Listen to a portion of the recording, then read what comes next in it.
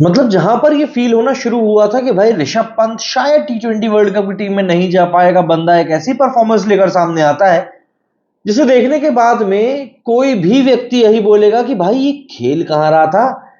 मतलब ऋषभ पंत ने जो इनिंग कल के मैच में खेली है, उस पारी को देखने के बाद में शायद ही कोई ऐसा इंसान होगा जो कि ये नहीं बोलेगा कि यार ऋषभ पंत मुझे टी20 वर्ल्ड कप की टीम में चाहिए। बंदे ने कल जिस तरीके से अपनी टीम की नैया को पार लगाया वो वाकई में काबिल तारीफ था। हालांकि वो बात अलग है कि 225 रन बनाने के बाद भी गुजरात टाइटंस की टीम जो है वो मात्र 4 रनों से ही जीत पाई। दूसरी तरफ मोहित शर्मा जैसा गेंदबाज जिसको कि हम मान रहे थे कि भाई सीएसके से निकलने के बाद भी बंदे का कमबैक हुआ है, 26 बॉल बंदे ने फेंकी है, मतलब सारी बॉलें मिला मिलू के, और 73 रन बंदे ने पड़वाए। ये आप समझ सकते हैं कि इतना शर्मनाक रिकॉर्ड है मोहित शर्मा के लिए। बट इस बार के आईपीएल की यही सूरत हाल है कि गेंदबाजों के लिए किसी भी तरीके से कोई रियायत नहीं दी गई है। मतलब अगर आज की तारीख में कोई एक यंग बच्चा होगा जो ये सोच रहा होगा कि मुझे बड़े होकर बॉलर बनना है, तो शायद उसके सपने अभी चकनाचूर हो रहे हैं। ये इंपैक्ट प्लेयर का रूल हो गया, बॉलिंग कंडीशंस हो गई, पिचेस की कंडीशन हो गई, ये सारी चीजें कहीं ना कहीं अब बॉलर्स के लिए कब्रगाह को तैयार करने का काम कर रही हैं। और यही बड़ा कारण है कि इंपैक्ट प्लेयर रूल को वर्ल्ड में उतना सपोर्ट मिल नहीं रहा है। इंपैक्ट प्लेयर रूल के कारण ऑलराउंडर तो ऐसे भी खत्म ही होने के कगार पर पहुंच चुके हैं। खैर, ये सब चीजें किसी और वीडियो के लिए हम लोग छोड़ देते हैं और आज के इस वीडियो में हम लोग बात करेंगे किस तरीके से ऋषभ पंत की टीम ने भाई शुभमन गिल की टीम को पटकनी दे दी हुई बस चंद रनों से। और इस पटकनी के कारण आखिर किस तरीके से समीकरण जो है पूरा पूरा बदल चुका है पॉइंट्स टेबल का। देखिए, आज का मैच इतना ज्यादा इंटरेस्टिंग था नहीं, अधिकतर लोग इस मैच को डेड रबर मान रहे थे।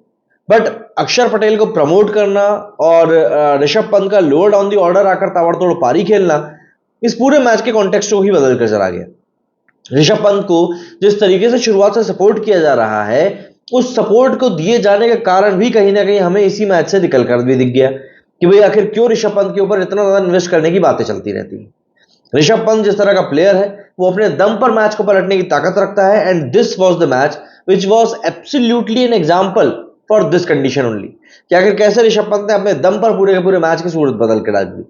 जैसे चौके बल्कि छक्के जिस तरीके से अपनी इनिंग को आगे बढ़ाया, जिस तरीके से अपनी इनिंग को पेश किया, मतलब एक समय पर ऋषभ पंत 110 से 115 के स्ट्राइक रेट से खेल रहे थे और फिर जब इनिंग खत्म हुई तब तक तो पूरी की पूरी कहानी ही बदल चुकी थी। ऋषभ पंत को लेकर काफी बातें हो रही हैं सोशल मीडिया के ऊपर, अब तक तो आप समझ ही गए होंगे। और कल की इनिंग के बाद में स्पेशली अब ऋषभ पंत को एक बार फिर से प्राइम फोकस में ला दिया जाएगा कि he is the only wicket keeper to be chosen for the टी20 world cup team.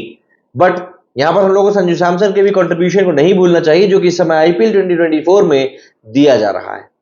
Rishabh Pant ने नो डाउटली बहुत बढ़िया पारी खेली है और कहीं ना कहीं उनकी पारी की बदौलत कल का मैच दिल्ली जीत पाई है। बट अक्षर पटेल की पारी को भी हमको नहीं भूलना चाहिए। अक्षर पटेल जिनको कि इस बार प्रमोट किया गया था खास तौर पे स्पिनर्स को टैकल करने के लिए, बंदे ने बहुत सटीक तरीके से वो काम किया और यही कारण है कि अक्षर पटेल ने बहुत बढ़िया पारी खेली है। बल्कि यूं कहूं कि अभी तक की उनकी शायद ये बेस्ट पारी थी, अगर मैं गलत नहीं तो। अगर मैं उनकी कोई और बेस्ट पारी रही तो प्लीज आप कमेंट करके जरूर बताइएगा। लेकिन कल का मैच वाकई में काफी इंटरेस्टिंग रहा।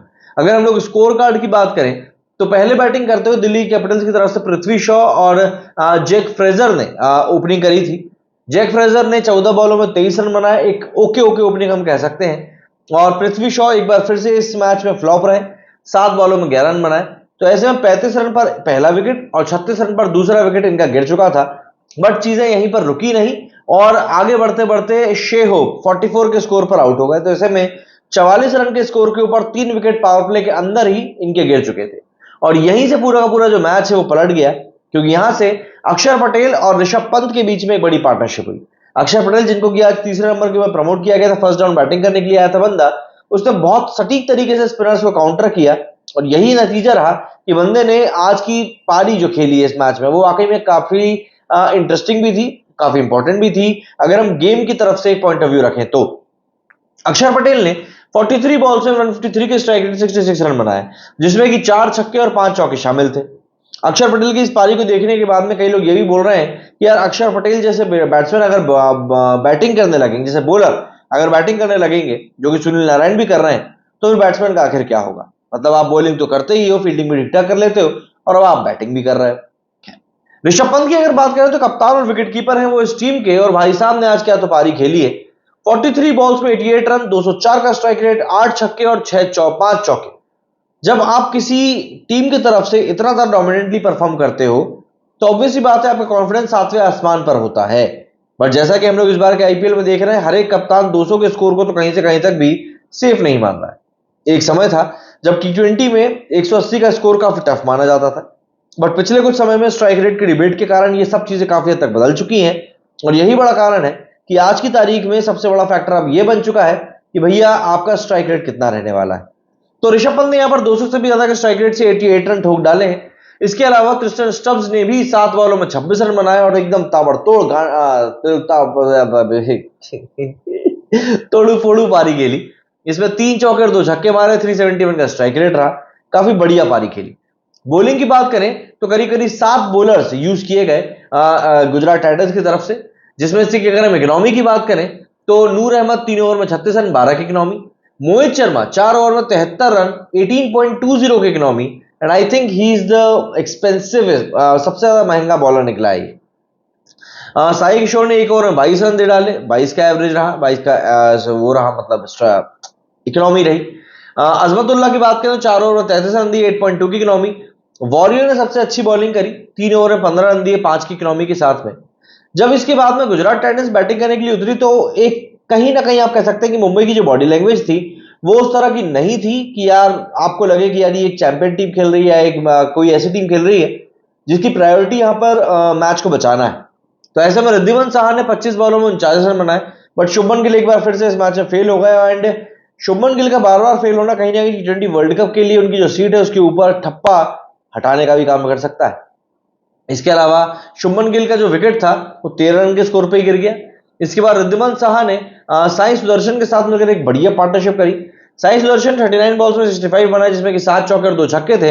एंड मोस्ट इंटरेस्टिंग थिंग, इन दोनों ने एक दूसरे के साथ मिलकर 84 रन की दूसरे विकेट के लिए पार्टनरशिप करी, जो कि काफी ज्यादा इंटरेस्टिंग थी और बहुत क्विक टाइम में भी आई थी। मतलब 10 ओवर में करीब 95-96 रन थे और इस पॉइंट तक ये लोग पूरी स्टेजेस में थे कि हाँ भाई हम इस मैच को निकाल सकते हैं।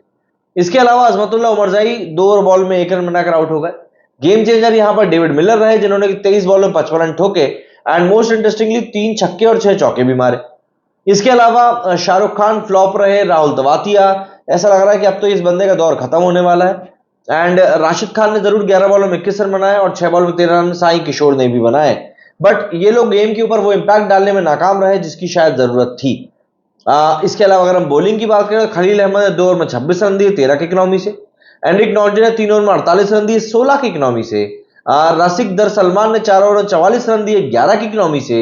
मुकेश कुमार ने 4 ओवर में 41 रन दिए 10 की इकोनॉमी से। ये इनके 4 प्रमुख बॉलर्स थे जिन्होंने इनकी बॉलिंग के कोटे को पूरा किया है। इसके अलावा अक्षर पटेल ने 3 ओवर में 28 रन दिए, 1 विकेट लिया, 9.3 की इकोनॉमी। एंड कुलदीप यादव का सबसे बेस्ट इकोनॉमी रेट रहा, 4 ओवर में 29 रन दिए, 2 विकेट भी निकाले और 7.2 की इकोनॉमी रही। देखिए कल का मैच काफी सारे मायनों में काफी इंटरेस्टिंग रहा है, बट इसको याद रखा जाएगा अक्षर पटेल और ऋषभ पंत ने जिस तरीके से अपनी इनिंग को पेश किया, जिस तरीके से अपनी इनिंग को आगे बढ़ाया, उसके लिए अब ये करना, अब भैया मैं क्या बताऊं, आप लोग समझिए इस चीज को किस तरीके से एक प्लेयर को यहां पर ग्रूम करके तैयार किया गया है। जहां पर ऋषभ पंत को लेकर ये चीज कही जा रही थी कि यार ये बंदा शायद दोबारा क्रिकेट नहीं खेल पाएगा, वहीं पर हम देख रहे हैं कि वो किस तरीके से खेल रहा है। क्या कहना है आप लोग इस बारे में कमेंट करके जरूर बताइएगा। मेरे वीडियो फिलहाल इतना ही। जय हिंद, जय भारत।